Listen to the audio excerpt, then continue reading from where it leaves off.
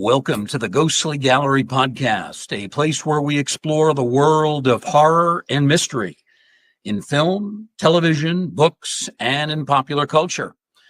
Well, greetings, everyone. Welcome to the show. My name is Bruce Markusen, and once again, I'm joined by co-host and producer Tracy Asteria.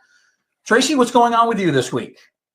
Oh, not too much, Bruce. I'm still a little bit giddy over some of the news that we just got yesterday in the sci-fi world. They have decided to bring back the Stargate franchise, which is super awesome. So it was just released yesterday and the news broke, and I've been happy ever since.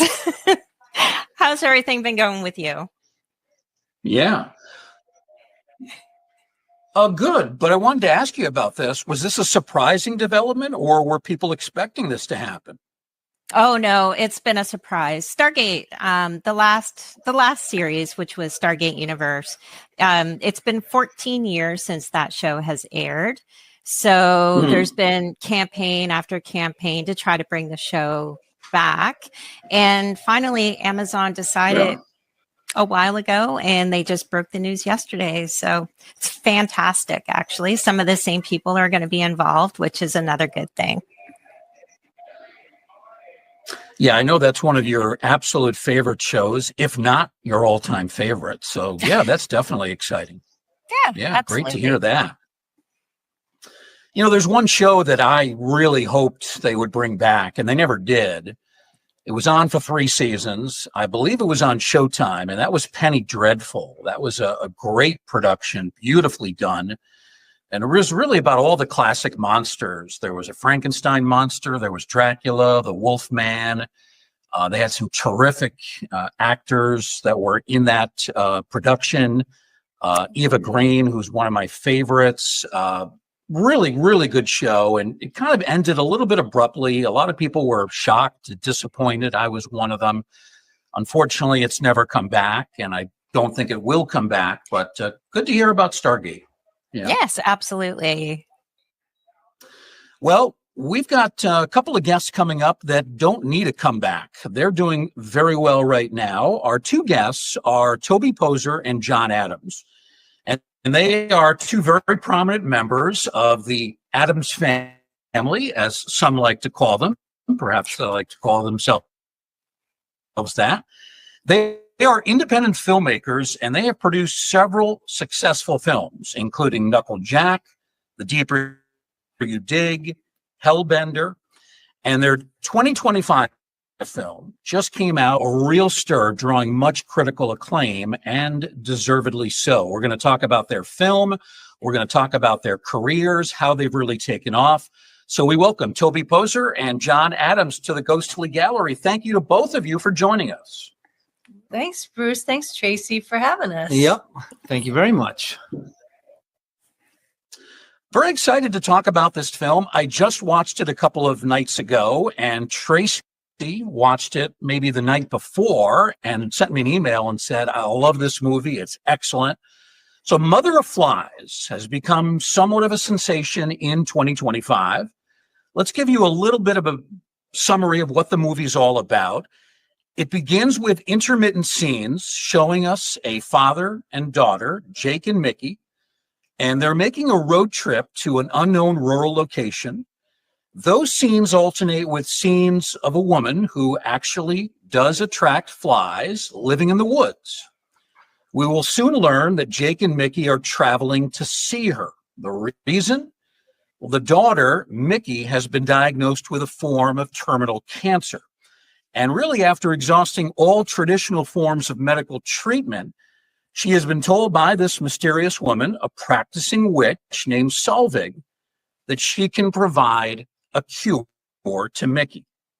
So for 3 days, Mickey and Jake must stay at Solvig's house in the woods, where Mickey undergoes a series of rituals and bizarre treatments that are extremely painful. Now, Jake, the father, is understandably skeptical that Solvig's methods have any legitimacy at all, especially as Mickey's condition seems to be worsening, not improving. At one point, Jake is offered a strange tea by Solvig, a concoction that leaves him violently ill. and really only increases his skepticism. All of this will lead to some surprising revelations about Solvig and a rather stunning resolution to the fates of all three of the main characters. So that's a quick summary. There's a lot of other stuff going on, but just to give folks an idea, that's the main plot line for this film. So I'm curious to ask either of you, did one of you come up with this idea individually, or was this more of a collaborative effort between yourselves and your two daughters who are also involved as well? It's collaborative. Everything's kind of collaborative that we do because we just talk a lot, and we bounce a ton of ideas off of each other. And I remember when this one came together. Well, it was actually because Zelda had tested positive for what's it called? She has the same, It's a genetic cancer syndrome that I have, and I had a reproductive cancer, and she tested positive for that syndrome. And John has his own illustrious story with cancer. So yeah. But what happened was she tested positive for this, and so we were kind of like a little blown away by it, and then we were like, you know what, let's make a horror movie about it. And it's kind of like everything else in our life. We love making movies about where we are as a family, and so that's what we did here. So this really touches close to home. Yeah, this is this is art revisited, or life revisited through art, I should say, which was very cool and wild and celebratory. I mean, this is a celebration. As weird as that sounds, this is a celebration of fighting for life. Wow. Now, let me ask you this: your daughter Zelda, is she okay now? Yeah, she's. It's not that she has cancer; it's that she has a predisposition of a certain type of DNA problem that makes her chances go way up to have what Toby had. So it's just one of those things. It doesn't mean that she's going to get it. She could squeak by. You know what I mean? Yeah. So, it's like, you know what? In the end, everybody's playing it with the deck of cards. I mean, it's not like, the dealer hits you, you look at it, and that's what you get. Oh my goodness. So like Bruce mentioned, I absolutely love this movie. It was so different and it was just so incredible. And I'm kind of curious with some of the ritual elements in this movie, where did some of that stuff come from? Was it the interest in folklore, mythology? I'm super curious.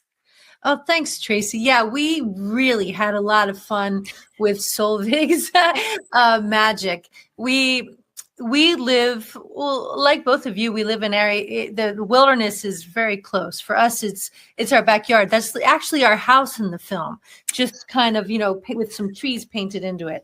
But so we live in the Catskill Mountains. We're consumed by, all that nature offers, the life, the death, the renewal, the magic of decay, and then the burst of spring coming out of that. It was, and so we're always influenced by that because it's just around us. All the carcasses feature in a lot of our films because they're around us, and thematically, it really made sense here. The carcasses in the woods. And then Solvig, as a necromancer, we were able to fortunately find living fawns that we could then shoot to emphasize her skill. So we just had a lot of fun with Solvig, kind of reaching into that little kid imagination we all have, who can make sense out of everything, every inanimate thing like mud and sticks and trash that washes up on a beach.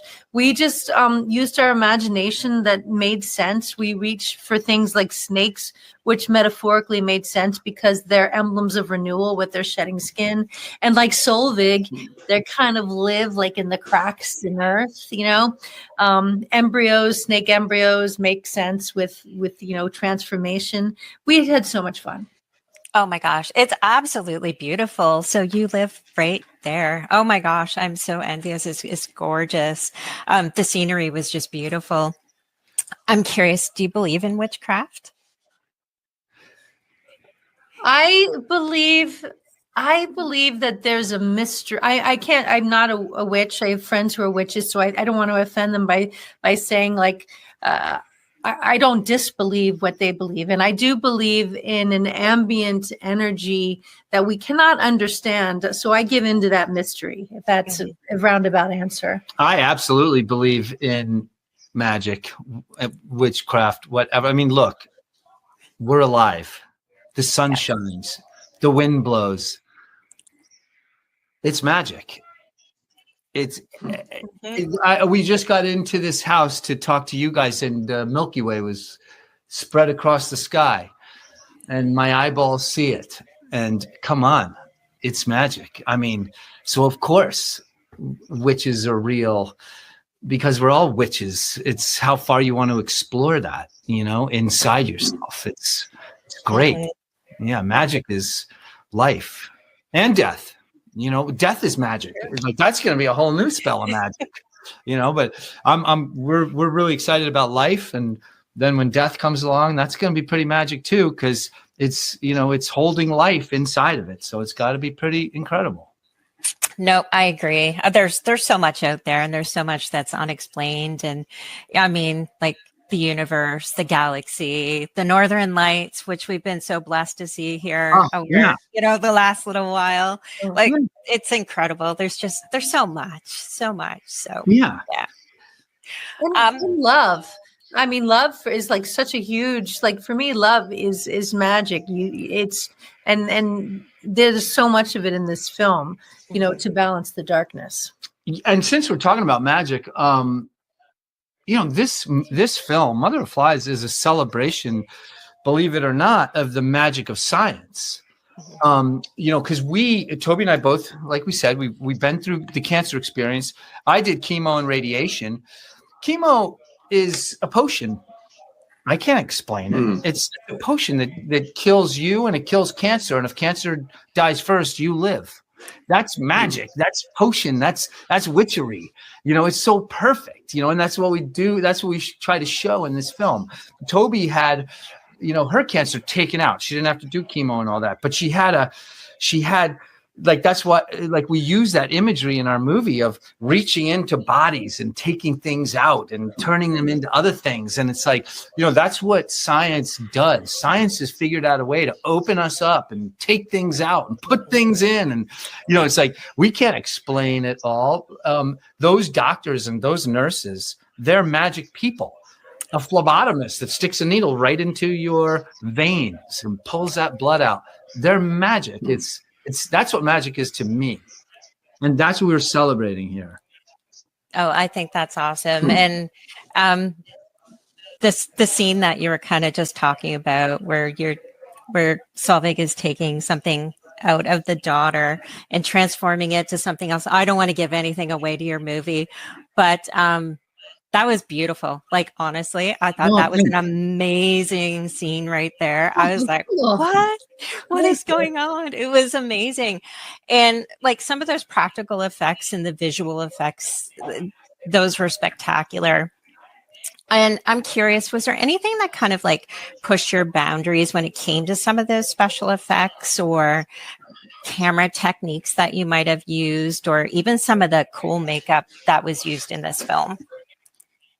Well, we're lucky to have, we call him our honorary fifth family member. His name's True Lindsay, and he does our special effects, our digital effects. Mm-hmm. So he can sweeten, make everything that we've been able to do practically, and kind of just enhance it.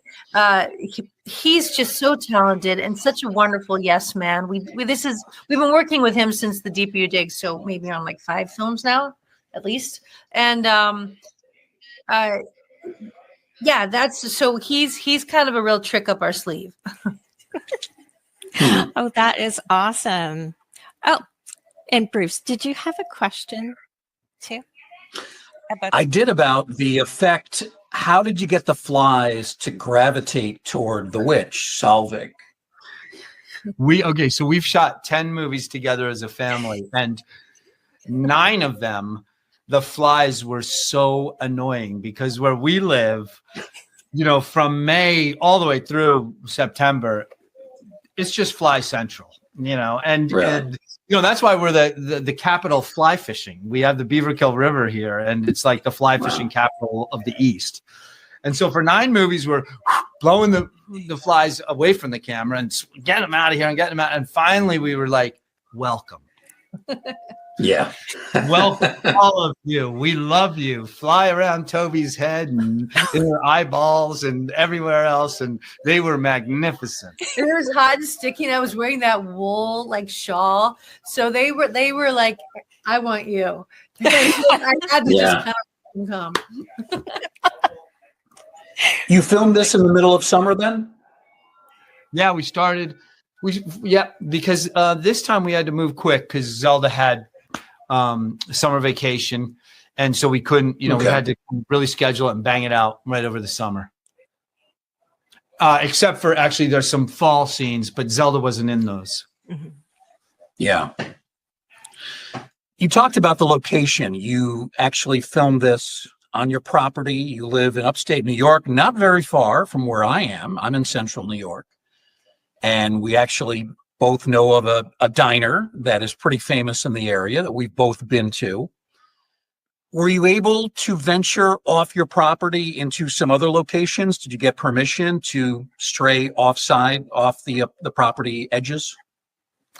We really only shot in 2 places off the property. We shot in the beginning of the scene when Zelda's character, Mickey, is being picked up from college. We shot in her, where she lives in New York City, in her college's, kind of old brownstone. And, and then we shot at another diner in Downsville. Oh yeah, that was cool. And that was it. Yeah. Otherwise, it was really like front yard, backyard, side yard, river. But also, we live. We're surrounded by state parks, and here in Sullivan County, you don't need a permit to shoot in a lot of places. So, we were also able to go. We can go anywhere we want. We're also just a crew of 2 or 3, so it's not like we're high impact. Yeah, that's very interesting. Especially early in the movie, I was really struck by the scenes with Mickey and Jake. And it was obvious that Jake, the father, really cared for the daughter, got along well with her. They were both willing to use some rough language with each other. So there was a comfort zone that you could tell. And this was a really strong relationship. And a lot of times, we see father-daughter or father-son relationships in horror films, and they're not always the greatest, but here there was a real kinship. There was a real closeness between them. I'm curious, John, when you're filming a father and daughter scenes and it's with your own real life daughter, Zelda, does it become easier or is it more difficult? Yeah, I think it's easy. Because to be honest, I'm not really acting in this movie. I'm just being myself. And it's like Zelda actually is acting because she doesn't have cancer. And she did a great job of bringing the emotions and the stress and the power. I really, I'm a wise ass. I do love I'm just completely devoted to my family. So that part's easy to talk to Zelda like a friend. I would say that Zelda really worked hard and I just acted like John. To be honest. Oh my gosh. That's a good answer though. That's excellent. I'm kind of curious, just because I think it's so cool that you work together as a family. Do each of you have like a unofficial role, like the creative mind, the problem solver, or anything like that? I mean, it's not surprising that you're a real life father and daughter. That comes across. Absolutely. Yeah. Yeah, it's we love celebrating family, and so we also didn't want to make this a movie about cancer. So the last thing we want to do is make it melancholy or victimized. Like there's no victims here. The father's not a victim. Nobody's a victim. Everybody has their set of challenges, and they're accepting them, and they're taking them on at face value. And that's something that's just important to us, is to talk that way, and to talk about things like, to give everybody power, humanity. But to answer your question, Tracy, yeah, we gravitate, each of us gravitates towards something we love. Like, I particularly love writing. I like directing. I like working with actors because that's where I come from. John and Zelda are really like handy with the camera, and they love holding the camera. Lulu, our older daughter, who makes a cameo in the film, she's the girl in the reception area who kind of reveals the story about Solveig at in the climax of the film. She lives in Scotland, so we're lucky when we get her just for a little bit. So, but when she's around, she's an incredible stunt camera woman. She's the woman who will hold the camera and hanging out of a car, holding, the Ronin to shoot in a blizzard. She's really fearless. Yeah, everybody does have roles, and we really lean on each other. And even like artistically, or like our opinions, everybody loves each other's opinions and respects them. And it's easy to, it's great because we all have different visions, but we shoot all those visions, and then the best ones end up in the edit. Oh, wow. Speaking of your daughters, Lulu and Zelda, how did they become involved in filmmaking, and about what age did they start kind of participating in the family business? They were 6 and 11. It was 2010, and we'd been living in Los Angeles, and I had hit 40, and we just thought, you know what? I got tired of waiting for roles to come to me, and so we said, well, do we all want to make a movie? And everyone was like, yeah. And so we rented an old RV, and we took off for a year traveling around America and made our first film, and we just fell in love. And the girls were 6 and 11. Yeah, and we just never stopped. Oh my gosh, they must enjoy it. How old are your girls now, if you don't mind me asking? Are they? Zelda's now 22 and Lulu's 27. Oh my goodness, so they've definitely been doing this for a very long time. Oh, that is amazing. I'm absolutely fascinated by your family. New fan. Is there any like really cool experiences that you can kind of share about some of your filmmaking togetherness, like fun moments or just really cool aha moments? Sure. You want to go first? I mean, my favorite thing about filmmaking with the girls is that you spend a lot of time. We don't use lights. We only use natural light, like whatever's available. And we also love to we like to shoot in flat light. Like, we never shoot in direct sun. So we actually spend a lot of time waiting on clouds. So we sit in the woods and we wait on clouds. And there's something absolutely beautiful and lucky about that, because when you're waiting on a cloud, you're just sitting with your friends and you're talking about stuff, and you're forced to just be zen. and then when the cloud hits, you have 5 minutes, and okay, let's do this. Let's nail this in 5 minutes. And if we don't, then we wait on another cloud. I would say waiting on a cloud is my favorite thing about filming. And I guess this is kind of attached to that, but as far as an aha moment, I think we learned in our very first film called Rumble Strips that there are real advantages to traveling so lightly. We only have a small camera, like John said, don't use lights. Our sound, the way we record is pretty simple, but John's become so good at like nailing the sound that our sound has become quite good. But we're still so light on our feet. So when that happens, when you're out just living in nature and you're taking a walk and you happen to have your camera with you, you can nail everything. And if you happen to have your costumes in the car, you can jump out of the car because there's the coolest tree with the coolest sunset behind it. And, there's a dead deer, there's a deer skeleton in the grass. And somehow it all came together at once and you're prepared. And so those moments we discovered very early on, like, aha, this is if we stay light on our feet, we can let the universe do a lot of the heavy lifting by throwing us these wonderful moments, like the flies, like the carcasses, like a cool tree and a spot with a sunset behind it. Or the salamanders and the spiders. Yeah. Oh. That is so cool. Thank you. Yeah. It's obvious that as a family, you enjoy what you're doing. There's obviously a lot of camaraderie when you're filming a movie. But does being a family add to any tensions that might develop on the set? I want to first get Toby's reaction on that. I have to say that since we've been doing this for almost 16 years now, we learned pretty quickly that tension is a waste of time. So no, we've learned how to dance with each other. If we're not having fun, we're like, let's call it a day. We're hungry, someone's tired. Tomorrow's another day. So no, we just don't. That's just not part of our vocabulary. Having strife or tension.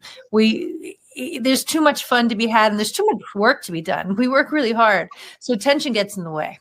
Another thing about that question, because we get asked that a lot, and this goes back to your question, Tracy, about an aha moment, which is we learned on our first film, don't argue about somebody's idea. Just shoot their idea and bring it home. Like rather than waste half an hour arguing about something, just, okay, you know what, tell us what you want us to do. We'll do it. And then I'd like everybody to do what I'd like to do, so, you do that and you just, and that takes away any kind of fight or tension because there's just no reason to get tense anymore. Yeah. That leads to another question. When you're doing a film, and let's say it's an hour and 45 minutes runtime, how much actual filming do you do beyond that? In other words, how much of this ends up on the cutting room floor versus what appears in the final cut? Tons. Yeah. Tons hit the floor. We have the advantage of shooting things over and over and over until we like them. Because we don't have to ask anybody to show up. Like if we shoot on Monday and we don't like it, on Tuesday we all get up and we go shoot it again in the same spot. Yeah. So, and we also ad lib a lot, and we're very free, and so much hits the floor. And how about entire scenes? Do entire scenes get cut out because they just don't work? Yeah, we cut a bunch of scenes out of this one. They didn't feel genuine or honest enough. That usually is what it is. Usually if you can see that if it's not genuine, it hits the road. Oh, wow. I need to touch on the music for a minute. The music is absolutely amazing in this film. It just adds a real haunting layer while you're watching it. How early do you begin doing the score for the film? Do you do it while you're filming, before you're filming? And does your music influence the film that you're making? You just worded the question like so well. Thank you. Yes. As soon as we come up with the idea, we write music, because that tells us what our tone is. And so we'll write anywhere from 20 to 30 songs just immediately. We'll just start going. And we know what the story is about, so we can write the lyrics. But generally, it's the tone of the music that we want to get out there really fast so we kind of understand it. It's very helpful. And it has a big impact on everything. Even right now, we're shooting our next movie, and we've settled on a wicked ass soundtrack, so we know what it is, and now we're cranking it out. Oh, nice. It's in some of the music that was in the movie. Is that Zelda or is that you, Toby, singing it? Both. Oh, wow. Yeah, we have a band Hellbender, but the E's are 6s.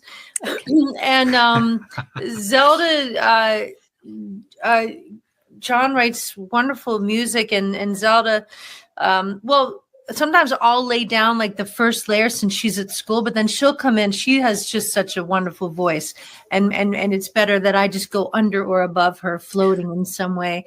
But she's and when we get Zelda, her voice too, like our sounds like shared DNA, our voices. So John's really great at recording and editing and fusing those voices. And sometimes he'll hide his voice in there too. John's got a great voice, but Zelda is really the lead singer. Oh, wow. It is absolutely amazing. And I can't wait to check out some of your other films and some of your music that's out there. So thank you. Yeah, we love doing it. It's really fun. Does your band perform at clubs as well, or do you strictly do music for the movies? We used to perform, like I was in, punk bands, through my life.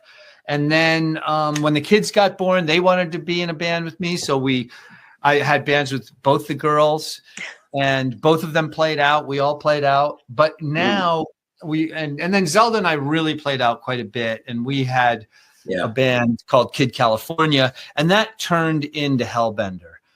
And once it became Hellbender, we really just do it for the films now. And it's nice that way. Like, it's really fun, actually, because we don't have to load up our equipment. We don't have to drive down to Washington, D.C. or, North Carolina. We get to sit around, play each other music, just do the art part of it. Yeah. So you were in a punk band, really? Yeah, party punk, like party. Yes, punk. Yeah, so like kind of tongue in cheek, real fun. Some irreverent. Yeah, super irreverent. Great. But then when the kids joined the band, I think it got even more irreverent, and that's why people came to watch us, because like when Lulu and I first had our band, that was called the Hot Roses. And I would just play music, and Lulu would ad lib what came out of her mouth. And what came out of Lulu's mouth, oh my God. I mean, we started to attract the crowd just because it was so politically incorrect and like dangerous. And this kid was amazing. Wow. And then someone wanted to make a documentary on us, so they came and followed us, and then Lulu quit the band because she didn't like the cameraman. Oh, really? So it's like pure punk. Like, come on. And Zelda was like, I'll step in. Yeah. And then Zelda was there when she quit. And Zelda's like, Dad, I'll play in the band now. And then 4. Right. Yeah, exactly. So then Zelda, great, let's keep going. And it's all just fun. So what was wrong with the cameraman? Was he not a good guy? Well, what happened was the first cameraman, because this documentary team was following us around. The first cameraman was this French guy, and Zelda thought he was just so great. And then they came to film us do a live show, and it wasn't the French guy, and she was pissed, and so she quit. Yeah. They're so rock and roll. And she got all. And she thought the club was weird. She's like, these people are weird. Yeah, she's like, your friends are weird. These people are weird. And they were weird. I mean, they were coming to watch like a 8-year-old kid ad lib. That's weird. And so then she started cutting their hair, and they were happy. Yeah. She was really good, and they all wanted a little rock. Oh, really? She came around with scissors, just like, blip, blip, blip. Both the kids were raised right in the whirlwind of our lives. Like it was really fun. Yeah. I think I mentioned off air that the person who helped set this interview up with you two for us, Greg Klein, who heads up the Otsego Film Society, and he raved about your movie, and all the online reviews I have seen have been outstanding.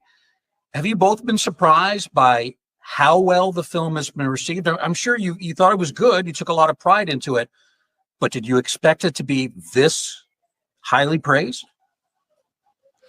It's been pretty wild. It's true. We just got back from finishing most of our festival circuit, and we just have been, I don't know, every time we make a film, we don't know what to expect. We're so nervous, and it's so personal, and we put our hearts into it. But we're always nervous, and we never know what everyone's going to feel. But when we premiered in Canada, which we premiered all five of our genre films in Canada at Fantasia Festival in Montreal, when we premiered at Fantasia this year, it was such a beautiful, just like, rollout. It was such a beautiful opening of the gates that we thought, you know what? I guess we've done something that people are going to enjoy. And the coolest thing about it, I have to say, the reviews have been great, but the best thing has been talking to people afterwards. It just opens up a lot of existential conversations, and people want to have them. And that's really cool from both position of people who have dealt with illness or they love someone who's dealt with illness, and just life and death questions. People have wanted to talk, and it's beautiful to have those honest moments with people afterwards. So although the reviews have been great, which is wonderful, I mean, I don't, you never know. It's not going to appeal to everyone when it's released soon on Shudder and beyond. But I can say, I think we collectively feel like this has been more than we could have ever imagined. Also, it says probably more about the horror community and their open-mindedness and inclusiveness and thoughtfulness than us, because they're really a great community. And the fact that they accepted or are accepting a story like this says kind of more about them. Yeah, absolutely. Let's talk about horror in general. Do you each have favorite horror movies that maybe have influenced you along the way, have motivated you and prompted you in some of the films and the ideas you've come up with? Let's begin with John on that.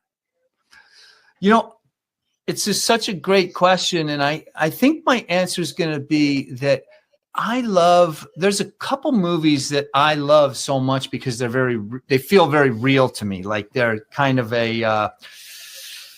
one is The Wrestler, and another movie that feels like really well done to me is No Country for Old Men. And neither of those is horror movies. Yeah. But what I like about them is their exploration of humanity. And the characters in these movies remind me of people I know here in the Catskills. And I would like to bring that humanity to horror. I think that's what we like to do with horror, is bring honest realism with a small horrific twist. So I think the movies that really affect me the most actually aren't horror movies. They're movies like that. Yeah. Or like I just watched a movie called Nomadland. And I just love the grittiness of it. And I'm really inspired to add horror to that kind of movie. Right. The Wrestler, is that the Mickey Rourke film? Yeah. And it's like perfect, because it's kind of like the director really picked him perfectly, because I don't think he's acting very much. I think that's him. You know what I mean? It's really a story about him. And so that's what those kind of movies affect me. Now, obviously I love horror. Like I could name you a ton of horror movies, but I think the ones that really affect me are movies like those. Yeah. How about you, Toby? I definitely, as far as like the horror genre goes, I do love folk horror. So I'm always kind of looking to be inspired by films like Franz and Fiala had one a couple years ago called The Devil's Bath. I love Eggers' The Witch. I love movies from the 70s like Don't Look Now, or The Omen, I never tire of watching The Omen. And then I love, there are a lot of like really kick-ass female filmmakers who I will just watch everything they do. If they made like a toothpaste commercial, I would watch it. And some of those filmmakers are Julia Ducournau, whose films are Raw, Titan. I just saw her newest one, Alpha. And what I love, what I learned most from her is to be fearless, because she makes the movie she wants. And sometimes they're weird. And sometimes people say, I don't like that one. It's too weird. I don't get it. And I'm like, keep doing that. It's important. I know as an artist, it's important to keep like stretching muscles. I love Jennifer Kent's movie, The Babadook. Chloe Aquino, The Watcher. I mean, there's so many great filmmakers out there who I'm just so into what they're doing. Yeah. Can I say one more horror movie? This is a horror movie. Sure. The Innocents out of Norway. I love that movie so much. Have you guys seen it? The Innocents? Yes, it's called The Innocents, and it's about 5 or 6 years old, and it's out of Norway. It's about kids. Oh, I've seen the original from the early 60s, but I haven't seen this version. Yeah, it's not a version. Okay. It's like a totally original. It's just called The Innocents. Innocents. Different. It's the same name, but Okay. it's not a remake. At the end. And I'll tell you what, you're going to see a movie soon called The Plague. Have you heard of that one yet? No. That's incredible. And so is The Plague is great. And there's another movie that we just saw that was great too. Which was that super slow weird one? You talking about Reedland? Oh yeah, Reedland, right. Yeah, there's so many fun movies coming down the pipe. Toby, you mentioned folk horror. Two of my favorite folk horror films. They're both from the early 70s. The Wicker Man and Blood on Satan's Claw. Have you seen either or both? Yeah. Yeah. Yeah, I think we particularly like Wicker Man. Yeah. Yeah. Yeah. I could see you guys doing a film like that. That would be and cool. doing a great job with it. You'd offer a different twist on it, but I think it would be great. Well, thank you. Big compliment. Can I ask you guys a quick question? Sure. Well, I'll start with you, Bruce. Well, you've mentioned 2 films, but what's another film or two that horror genre film that you really love, that you will always go back to? Well, I try to answer that by talking about classic horror and then more modern day horror. So, as a lot of people know who listen to the show, my favorite classic horror film is Frankenstein from 1931 with Boris Karloff. To me, it's the best of the Universal classics. I love that the entire Frankenstein creature, the look. It's just one of the best films. It's a 5-star movie, and as Tracy knows, I don't give 5 stars to many films. And then I guess in terms of more modern horror, I used to say Silence of the Lambs, which I still love. But this last year, there have been some awesome films. I know awesome is a cliched word, but it's the best word I can use. The new Nosferatu, which came out late last year. Sinners, Weapons, Black Phone 2, which we just talked about on this show. These are all in probably my top 20 to 25 now. So I think this is a really strong period, both for independent horror like you guys do, but also for some of the established studios. I mean, the established studios, they're cranking out a lot of nonsense along the way, but when they do it right, like with Nosferatu, Sinners, Weapons, they do it really well. So that's kind of my long-winded answer. How about you, Tracy? Oh, that is a really, really hard question. But one of my favorite movies is actually The Exorcist. I love that film. It's an older one. My boys won't watch it. They're too afraid. But I absolutely love it. I'm just kind of getting into some of those classic, Universal monsters. But there's just so much. A favorite of mine from just this past year was Sinners. That was fascinating. I thought the story was unique and the music involved. It was uplifting and it was kind of like spooky at the same time. Yeah. But it's I guess my love of horror kind of goes everywhere because I could love weird, cheesy 80s horror films, killer clowns from outer space. I mean, there's so many of them. But yeah, I'm opening myself up to newer types of stuff that I haven't seen that, goes back like 50 years, 60 years, and just kind of pulling out some of that. Like I just watched Vincent Price's, I believe it was it The Last Man? Now I can't even remember. The Last Man on Earth. Is that what it was called, Bruce? Yep. What a fascinating movie. My mind was just blown. I love that film. There wasn't like a ton of dialogue or anything, but it was so cool. And just to kind of like, it was over 50 years old, but just to experience that right now today, I thought was just really cool, really cool. And a favorite TV series that's horror related, this goes back to like 2014 to 2017, is The Strain. It's a Guillermo del Toro project. It's about vampires, and it's one of the best TV series that I have seen in a number of years. So yeah. I'm writing that down. I was just reading about him in regards to Frankenstein, and he's such a wonderful person. He says he gives such great interviews. So I should I'm writing that down. Oh my gosh, Nice. It's a fabulous series. Absolutely. How did you like Omen 2? It was okay. It was okay. Bruce? It is all right. It's, the first film was so good with Gregory Peck and Lee Remick and that kid playing Damien. I've seen so many horror movies now that I get sort of used to the scares, the frights. Most of them, don't truly frighten me. They entertain me.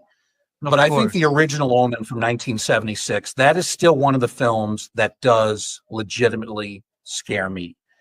It's got the devil. It's got horrific deaths that seemingly come out of nowhere. There's just there's a power in that film, a negative power that really gets to me, really frightens me. Omen 2 is good, but to match that first Omen, really hard to do. Yeah, I agree with you. Did you see Bring Her Back yet? Not yet. It's on my watch list. It's maybe my fave from last year. It's brutal. Yeah, it's Really? it's up there with Weapons. Yeah, it's like, did you like Long Legs? Mm-hmm. Yes. So it's like right in that camp. There's something about the vibe right now that I put all of those in the same hat. Hey, since you've got Pennywise behind you, how are you guys liking the Welcome to Derry? I haven't started it yet. Oh. That is coming soon. I'm kind of like on the edge about, do I just wait until all of the episodes are released and binge it all at once? Or do I take that sweet treat once a week and savor it? I don't know yet. Yeah. I feel ya. It's hard waiting for a week. Oh, it really is. Have you started watching it yet? What do you think? Do you love it? I like it because it really goes there. That's all I'll say, because I don't want to. It's very well done. Oh, nice. I'm excited. I have not. Yeah. I have not seen it only because I'm a cheapskate and I don't have HBO. So I'll have to come up with another plan on that. Oh, geez. There's lots of good horror that is out there. And I'm really starting to kind of find my way into the independent horror market as well with all of the films that are out there. So I think it's there's so much potential out there. There's just so much. And the independent creators, the whole scene, I think is so fascinating. What you guys can all do on such a small budget, and the end product is just this spectacular masterpiece, like the film that you guys have right now, Mother of Flies. It's beautiful. It's lovely. It's spooky, but it really makes you think. So nice. Thank Yeah, you. that's super generous of you. Talking of independent movies, you might want to check out it does have subtitles, but it's very good. A movie called When Evil Lurks. Oh, let me write that down. That's an exceptional. It kind of also falls into the same category as Weapons and as, Bring Her Back, and it's super. And you said something about The Omen. You had a great, Bruce. You had a great the power. You said like the power of negative power. There's something. Yeah. When Evil Lurks has whatever that terrible feeling is that when you're watching The Omen too. You watch it and you're like, I don't feel well. It doesn't make me feel good. I feel bad, in the beautiful way that that's why you went to the movie. But When Evil Lurks does that very well. And his previous is excellent as well. It's called Terrified. Not Terrified, but Terrified. He's Argentinian maker, Damien Ruña. And he's the nicest guy, but he makes the most like brutal. Super dark magic shit, like dark evil. Whoop. Excellent. Yeah. Excellent. Yeah. Oh, awesome. I definitely added to my watch list. I'm kind of curious, where is the creepiest place that you guys have filmed one of your movies at? Oh, yeah. Oh, I know. I do too. Fort Worden in Washington State. There are these old kind of like bunker kind of things. They're sort of like these caverns, and they have these old steel doors that go like a lot of the soundtrack John uses is from recordings of these steel doors, and they're dark, they're pitch black, and they're abandoned, and they're really, really creepy. For me, actually, we filmed a film in Serbia, and we went to some towns that they really do believe in vampires and like Romanian magic type stuff. You feel it and you start to believe in it, like, you know what I mean, like you're kind of like, woo, there's some, and they have also a very brutal history. And so I would say for me, I could feel the invisibleness of darkness in Serbia. I also loved it. Like I loved it. It wasn't like I'm bad mouthing it, but yeah, there's some dark shit going on there. Oh, wow. Oh, there's so many creepy places. I can't even imagine filming there. Oh my goodness. So Toby, I have a question for you. When you look back at your career, what is one of the most important lessons that you have learned as a filmmaker so far? I think the most important lesson is to try to keep doubt in the corner, like wearing a dunce cap facing the corner like a very, very bad child. That's where I try to keep doubt. Because if you let doubt join the party, doubt can ruin everything. The minute you start censoring yourself, you start limiting yourself as a creative person, your imagination just gets completely strangulated if you let doubt join the party. So that's what I've learned, that the minute, and it's hard because sometimes people will say things and you want to learn from it, but sometimes it acts more like a poison seed, and those poison seeds, you don't want to let them grow, or you won't be creating honestly. You won't be creating original stuff. That's what I learned. Oh, that's good advice for everybody. What about you, John? I actually love what Toby just said, and it's something that she's our anchor, because doubt can come in, or someone will say something like, oh, you guys should do this, you guys should do that, you need more money, you need to work with a famous person. I'm like, and I say to Toby, what do you think? Maybe we should do that. And she's like, no, we're having fun. We're like, no, we don't want to do that. And I'm like, yeah, right, I don't want to do that. I don't want to stress out. And, and so, no, it's true. Toby's our guiding light. Oh, nice. Oh, I love that. So my final question for both of you tonight, are there any specific myths or traditions or personal experiences that just you want to continue going forward when you're telling your horror stories in your filmmaking? Good question. Oh, that is a great question, because that gets to the root of the nugget of everything. Well, Oh yeah, I know my answer. Go, but I want to hear you. Well, I really do love vampires. It's a subgenre. That's probably one of my favorites. Oh, wow. And so, I mean, that's not really related to much of what we've done, but that's something I really want to explore in a cool way that feels original in a realm that's hard to be original. So that's something that I want to kind of explore. And I have an idea, and I've slowly been like letting it unfurl inside my brain, but I need to stop being a chicken shit and just finally write it. Go put doubt in the cap and send it to the corner. Exactly. Awesome. For me, I really want to make a creepy movie, and I've never succeeded. It's so hard. For some reason, I have a blind spot to the thing I love the most, which is creepiness. And, movies like, there's elements of it in Weapons. There's elements of it in Bring Her Back. Like, there's like The Ring has great creepiness. Oh, Like, yes. I love creepiness.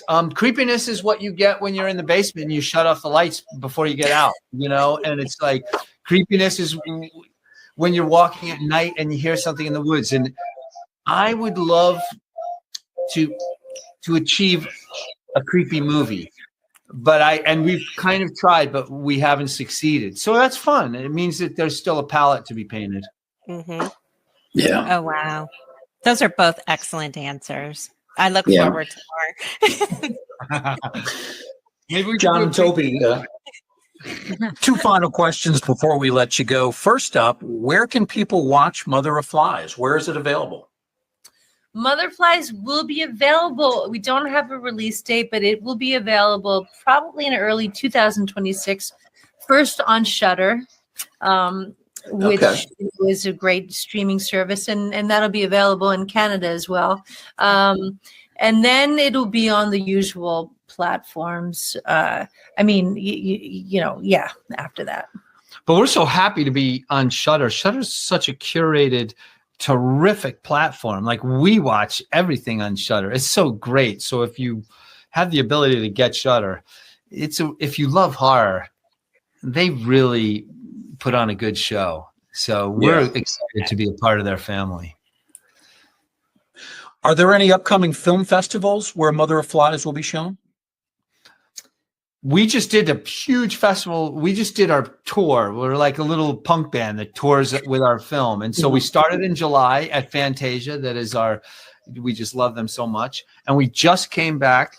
Our last one was in Denmark, but we went through Europe and we went through the US. And, it's something that we really love because we get to meet we get to meet the horror community all around the world. It's, especially in 2025, it's great to be part of a human community. It's really great that it's based around horror, but it's a really open-minded, really inclusive, terrific group of people, whether you're in Denmark, Sweden, or Colorado. And hopefully play Shocktoberfest in Oneonta with Greg Klein and his team there next fall. Hoping to make that happen. Oh, that'd be great. That would be wonderful. That's our hope. Nice. Yeah, I've been there the last 2 years. It's a lot of fun. Final question. What is next for you? At least what can you tell us without revealing too much? Well, we were up early at the crack of dawn today, since we're still on European time, and we've been shooting some great stuff. We have a new feature that we're going to be making. Don't have a title yet, but it's going to be about a small town sheriff who wakes up to find that all hell has broken loose overnight. Yeah. This is our sheriff. So this is not Mayberry. Yeah, it's like Mayberry on fire. Yeah. But I'll tell you what, Toby looks great in a sheriff uniform. And, you know, you strap on that gun belt and, you know, the flashlights and the hat. And suddenly, you know, she's got this attitude that's just terrific. Yeah. I love it. And John, what's your role? What's your role in the My movie, role John? is- I'm really excited. I'm not really in this one. And I'm so excited to film my great friend here. And also Zelda. So Zelda, this is going to be a Zelda and Lulu, Zelda and Toby show. Nice. Yeah. So my role is getting to watch these guys perform. Another winter film. Yeah. Yeah, for us. Okay. Nice. Well, we really appreciate this last hour plus. It's been a blast with these great filmmakers, John Adams and Toby Poser, talking about their newest movie, which really has created a sensation in the horror community the last few months. It will be available on Shudder in 2026. The movie is Mother of Flies, the latest from the Adams family, from John and Toby and their children, their wonderful daughters. I was about to say Zulu, but it's Lulu and Zelda. I don't want to get those names wrong. Sorry about that, Lulu and Zelda. The four of them together have done a great job creating some really interesting films, well-done productions. Independent horror is indeed going very strong in 2025. Thank you to both. Really appreciate your time. Super great to be with you Thank guys. you, Bruce. Yeah, that was really nice. Thank you. Yeah. Thank you, John and Toby. And of course, my thanks to Tracy Asteria, co-host and producer of the show. We thank all of you for listening and watching, joining us in this Museum of the Macabre. And we do hope we'll see you again next time right here in the Ghostly Gallery.